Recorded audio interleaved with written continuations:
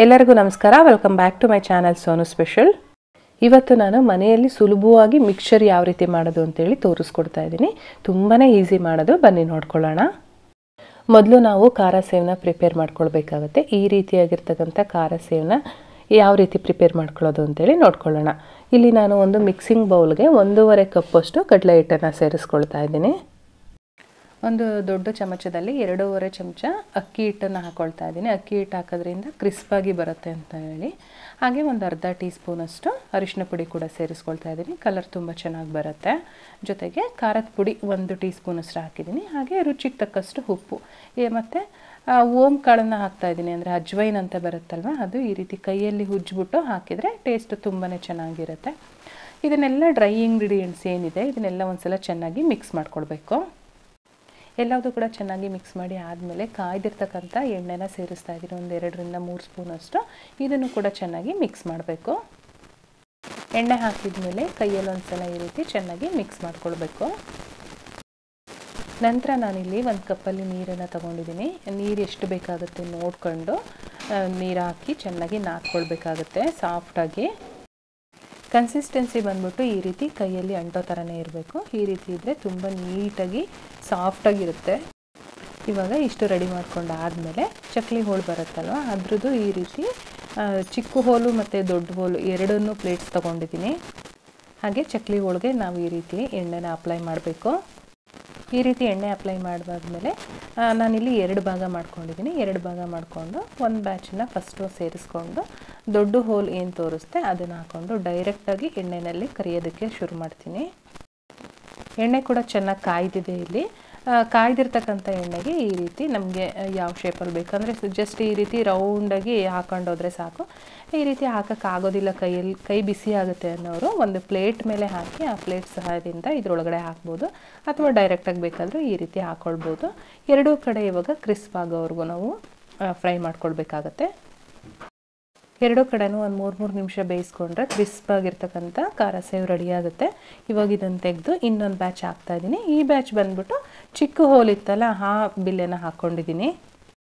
ಹಿಂಗೆ ಹಾಕಿದ ತಕ್ಷಣ ಒಳ್ಳೆ ನೊರೆ ಬರ್ತಾ ಇರುತ್ತೆ. ಚೆನ್ನಾಗಿ ಬೆಂದಾದ್ಮೇಲೆ ಈ ರೀತಿ ನೊರೆ ಅಂಶ ಎಲ್ಲ ಹೋಗುತ್ತೆ. ನೊರೆ ಅಂಶ ಎಲ್ಲ ಹೋದ್ಮೇಲೆ ನಾವು ಹೊರಗಡೆ ತೆಗೆದ್ರೆ ಕ್ರಿಸ್ಪಾಗಿ ರೆಡಿಯಾಗಿರುತ್ತೆ. ಇವಾಗ ನೋಡ್ತಾ ಇದ್ದೀರಲ್ವ ಎಷ್ಟು ಕ್ರಿಸ್ಪಾಗಿ ಆಗಿದೆ ಅಂತ ಹೇಳ್ಬಿಟ್ಟು.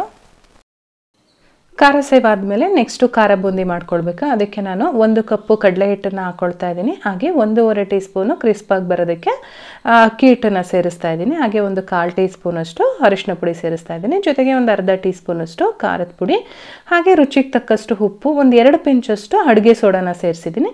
ಎಲ್ಲದನ್ನು ಕೂಡ ಚೆನ್ನಾಗಿ ಒಂದ್ಸಲ ಮಿಕ್ಸ್ ಮಾಡ್ಕೊಳ್ಬೇಕು.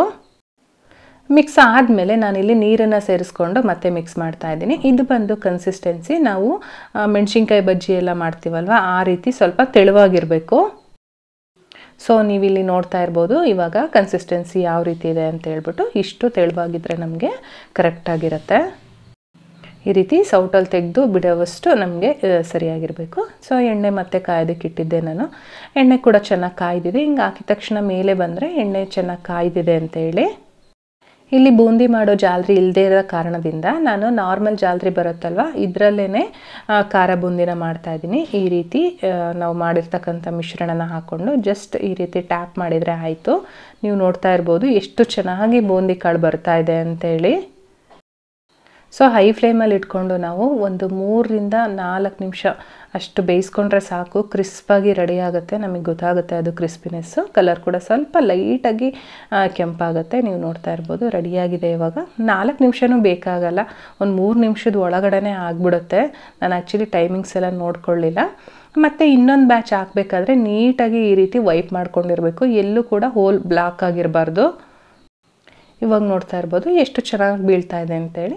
ಸೊ ಇದೇ ಥರ ಎಲ್ಲ ಬೂಂದಿನೂ ಕರೆದು ಒಂದು ಸೈಡಲ್ಲಿ ಎತ್ತಿಟ್ಕೊಂಡಿರ್ತೀನಿ.